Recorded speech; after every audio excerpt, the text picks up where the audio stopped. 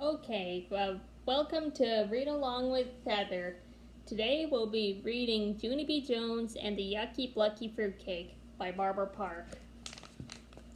Chapter 1 The Bestest Game Winner. My name is Junie B. Jones. The B stands for Beatrice, except I don't like Beatrice. I just like B, and that's all. I'm in the grade of kindergarten. It is the afternoon kind. Afternoon kindergarten is better than morning kindergarten. That's because you get to sleep late and watch cartoons. Only guess what? Today my baby brother named Ollie waked me up very too early. He was screaming for his bottle, but screaming is not polite, and so he needed some discipline, I think. I sat up on my bed. "Hey, shut up your face!" I hollered. Mother opened the door speedy quick. Her eyes were angry at me. "Junie B. Jones, what do you think you're doing?" she growled. I hid from under my sheet. "I think I'm doing discipline," I said, kind of quiet. "Please, Junie B, not today," said Mother. "Daddy and I need you to be on your best behavior. We both have to go to work early and Grandpa Miller's coming to babysit." Just then I heard the front door open. "Grandpa! It's my Grandpa Frank Miller!" I shouted. I jumped out of bed and ran to meet him. Only too bad for Grandpa, because he didn't see me coming around the corner, and I accidentally butted him in the stomach with my head. Grandpa Miller yelled the word of "oomph!" Then he bent way over in half, and me and Mother and Daddy had to help him walk to the couch. Daddy didn't frown at me. "How many times have we told you not to run in the house?" he said. I counted on all my fingers. Million, thrillion, skadillion, I think. Only I'm just guessing. After that, Mother made me sit on her lap and she told Grandpa Frank Miller the babysitter instructions to me. Babysitter instructions are all the stuff I'm not allowed to do. Like no climbing on top of the refrigerator, and no putting lipstick on my dog named Tickle, and no making Ollie look a potato. Except for he didn't really actually mind it that much. After the babysitter instructions, Mother and Daddy kissed me goodbye.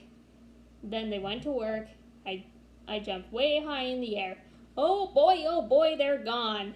And so you and me can have some fun, right, Grandpa, right?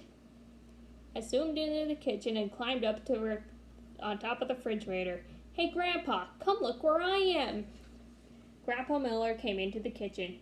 Look how high I'm up here. Now I can be the king, and this can be my throne, and you're my servant named Pinky, and you have to fetch me stuff, and also I get to hit you on the head with my sword. Grandpa Miller lifted me off the refrigerator and he put me back on the floor. "Yeah, only I didn't give you permission to do that, Pinky," I said. "Sorry, little girl, but you heard the rules," said Grandpa. "And anyhow, I have to finish feeding Ollie his breakfast bottle." He went back into the living room. "Hey, Grandpa, you just gave me a very great idea. 'Cause I think I'll eat my breakfast too, only I can fix mine all by myself." I hurried up and got out the ingredients. Ingredients is the stuff you mix together, like the bowl, and the spoon, and the cereal, and the milk. Except for the milk carton was way too heavy for me, so I just got the orange juice instead. I put my bowl of cereal on the floor, then I poured orange juice on the tippy top of it. I took a giant bite. "Yum," I said.